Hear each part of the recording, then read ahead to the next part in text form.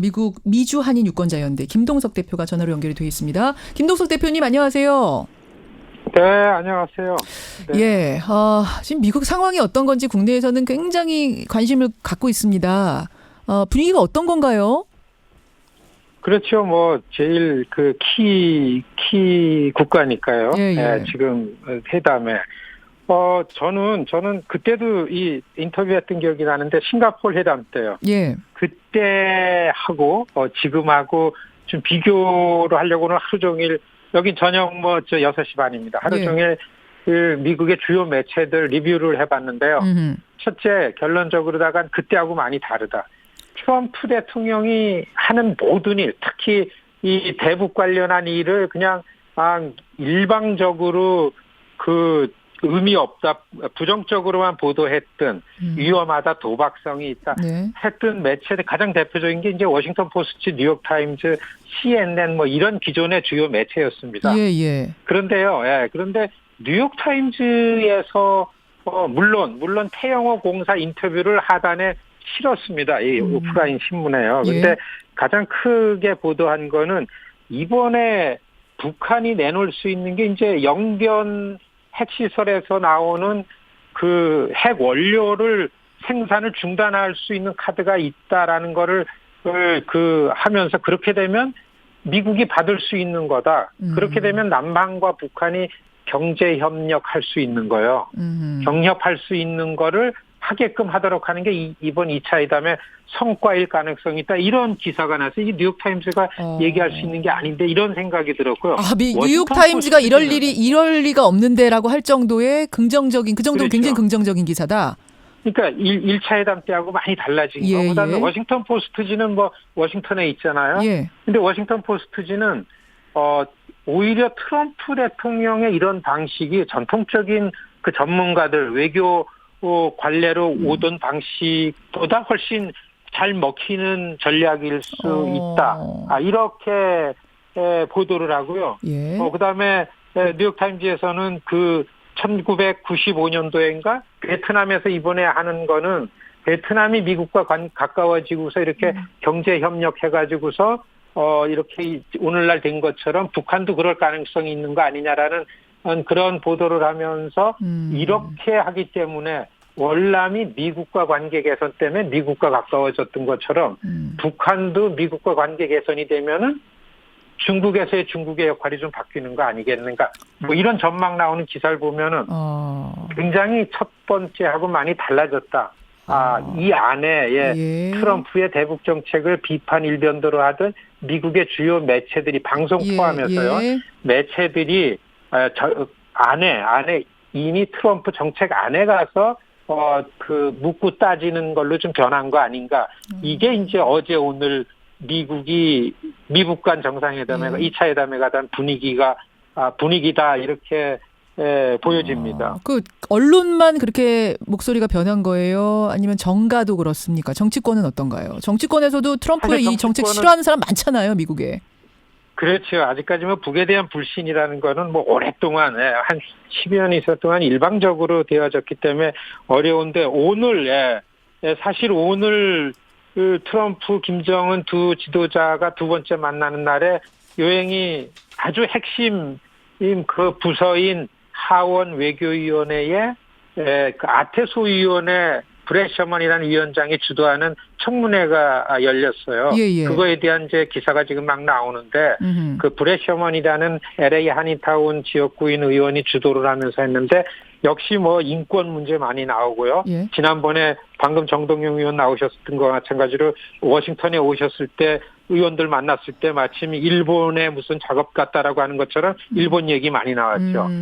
외교위의 민주당 의원들은 다 일본 수하에 있으니까 그렇게 나왔고 그다음에는 그 증언자가 빌 리차드슨이라는 그 유엔 대사도 했고 북이랑 많이 오갔고 뉴멕시코 주지사였던 분하고 또 한국계 빅터 차 두 분이 증언자였는데 이 의원들이 많이 참고로 물어보는 거에 대해서 오히려 증언자들이 북과 오래 했다는 분들이 좀 이 분위기를 좀 싸늘하게 만드는 대답을 많이 한 걸로 지금 중계가 됐거든요. 그리고서 문제는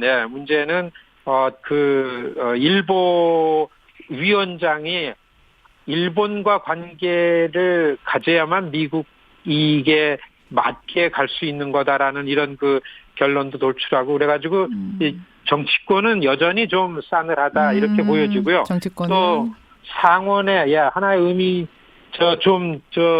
상원 외교위원회의 그 민주당 간사인 에드 마키라는 의원이 있어요. 이분도 좀 트럼프 대통령한테 이번 정상회담에서 북한의 확실한 그 행동 이런 거를 받지 않으면 대통령이 어떠한 것도 주거나 양보해서는 안 된다 이렇게 나온 게 있었습니다. 긍정적인 건요. 긍정적인 거 하나 소개해드려야 되는데 어제에 로칸나 의원이라는 실리콘밸리 지역구 의원이 결의안을 하나 냈는데 이번 정상회담 때에 종전선언을 해라라는 결의안이 나왔는데 다 민주당이에요. 하원 민주당 의원 20명이 낸 그거요. 한 세대에 한 번 있을 평화의 기회 놓쳐선 안 된다. 요거 말씀하시는 거군요. 그렇습니다. 이걸 해야만 미군 유해도 송환되고 미국에 있는 한인들의 가족 문제도 해결이 된다. 그렇기 때문에 여기가 20명의 민주당 의원이 엔돌스를 했는데요. 그 동의를 했는데 그 12명이 여성이고 18명이 다 소수계입니다. 8명이. 그리고 초선 의원이 많고 알겠습니다. 그래서 의회는 지도부보다는 이렇게 의원들을 캠페인해서 위로다가 올라가면서 분위기를 만들어야 된다. 우리가 이거 경험하고 있습니다. 이제 가장 궁금한 게 마이클 코언 변호사의 지금 증언이 얼마나 영향을 미치고 있느냐. 이게 트럼프 대통령의 마음을 얼마나 심란하게 할 것인가. 그래서 오늘 북미 정상회담에도 영향을 줄 것인가 안 줄 것인가. 탄핵까지도 혹시 가는 건 아니냐. 뭐 이런 걱정들을 지금 국내에선 하고 있는데 어떻습니까? 트럼프 대통령이 몰랐던 건 아니고 사실 이렇게 일정이 돼 있기 때문에 많은 미디어가 이럴 때 정상회담을 한 거 아니냐. 이런 얘기도 있었었거든요. 그런데 겉에서 보기에는 이제 트럼프 대통령의 측근이었던 변호사가 와서 트럼프 대통령이 거짓말했던 거, 그다음에 안에서 한 거, 그 섹스 스캔들에 돈 주라 그런 거는 트럼프 대통령이 나한테 시켰는데 왜 몰랐다 그러느냐? 그 트럼프 대통령이 그거에 대해서 나한테 돈 준 게 내 은행 계좌에 있다라는 것까지 다 증언을 했어요.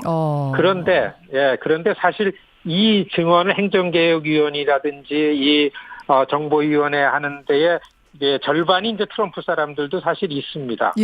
그래가지고 그 프리덤 커커스에 있는 의원들이 그 마이클 코엔 의원의 증언의 신빙성에 문제 제기하는 좀 조롱도 하고 뭐 이런 아주 좀 우리가 보기에는 상식 이하의 그런 그 청문회가 됐었는데요. 사실 미국에서는 베트남 회의보다는 낸시 펠로시가 주도한 그 비상사태 무력화시키는 결의안 통과된 거나 이 마이클 코엔 의원 청문회라든지 또 국경 문제라든지 특히 이 버니 샌더스가 또 선언을 했잖아요. 그러니까 샌더스 캠페인에 거기에 더 관심이 높아요. 베트남보다. 이게 더 뉴스가 더 큽니다, 사실은. 그래서 탄핵이라는 것까지는 얘기할 수 없지만 여하튼간에 지금 미국 정치권은 굉장히 지금 화라선처럼 술렁거리고 있는 건 사실이군요. 트럼프 대통령이 지금 베트남에 있으면서도 마음이 미국에 가 있을 만한 정도 수준이군요. 이기는. 그럴 거라고 그건 사실이네요. 얼마나 영향을 줄 거라고 보세요? 마이클 코언의 이번 발언이? 사실 미국의 모든 정치권의 여론이나 이런 것들은 차기 선거로 가기 때문에요. 재선. 이러한 것들이 차기 선거에 어떤 영향을 줄 건가. 민주당도 사실 탄핵 반 트럼프만 갖고 가서는 선거에 이익일 건가 계산이 많을 거라고 보여집니다. 한 1, 2주 지나가야만 이제 다만 분명한 건 트럼프 대통령이 이번 김정은 위원장 회담에서 자기가 진짜 이전에 없었던 외교적인 성과를 낼 수 있는 건가. 그래서 이걸 성공시켜야만 된다는 이런 의지는 대통령께서 가질 거다. 이렇게 예상이 됩니다. 바로 그 부분. 자, 여기까지 듣겠습니다. 김동석 대표님 고맙습니다. 네, 안녕히 계십시오. 미국에 있는 미주 한인 유권자연대 김동석 대표를 연결했는데